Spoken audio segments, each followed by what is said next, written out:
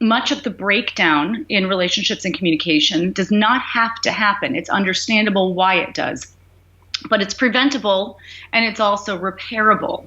And I realized, as well, we know, for example, that there's a body of research now that demonstrates that people who have connected, fulfilling relationships fare better in every aspect of life. I mean, they live longer. They're at reduced risk of psychological problems like depression and anxiety. They are at reduced risk of certain diseases. They have greater career success. They're happier. So I was really thinking about, the impact on the vegan movement as a whole of this relationship breakdown and communication breakdown. This issue is siphoning off, in my opinion, a tremendous amount of energy from the movement. And, activists, advocates need all of the energy they can get.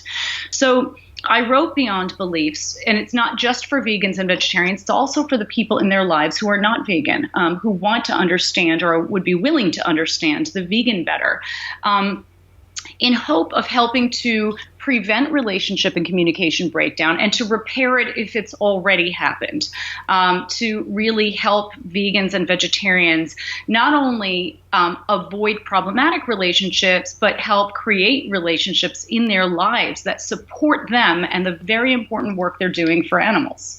Luca and I have been together, it'll be 20 years this year actually, and we went vegan together 6.5 years ago. We've always said to people that I guess the way a non-vegan partner receives the message of veganism will very much depend on what the relationship is like before one of the partners goes vegan.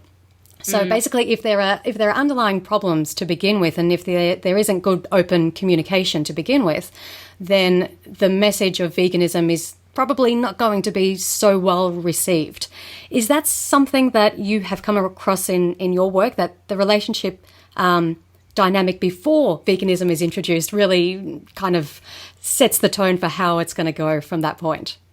Yeah, I mean, absolutely. And sometimes when you've got a relationship that has a problematic dynamic or problematic dynamics to begin with, and then somebody becomes vegan and it throws this monkey wrench into the whole thing that's already not been working very well, it can throw a relationship into a crisis. And sometimes it takes a crisis for people to realize that things need to change in their relationship. So one person becoming vegan can actually be the catalyst for a couple or, people in any relationship to do the important work that needed to be done before then.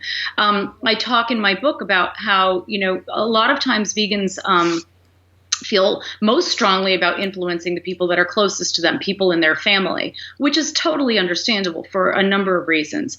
And it's also true that these are often the people who are the most resistant to, hearing the vegan's message. And that is in part because of existing power dynamics, so talking about veganism can become seen as just like one more complication in a complicated dynamic that's already existed, like somebody, somebody who goes vegan might be perceived in their family as like the black sheep, the person who was never really fit in anyway. And now it's like, oh my God, now she's vegan on top of everything else.